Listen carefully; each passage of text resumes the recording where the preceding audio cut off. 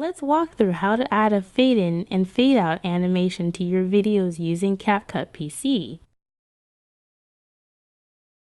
Start by dragging your video onto the timeline. Navigate to the right side of CapCut and click on Animation. Under the In category, locate the Fade in animation. Simply click to apply. You can adjust the fade and duration as needed.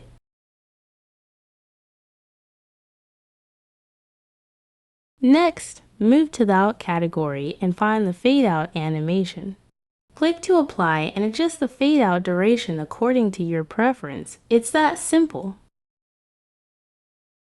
You can also add another video and apply the fade in animation to create a smooth black fade transition between the two videos.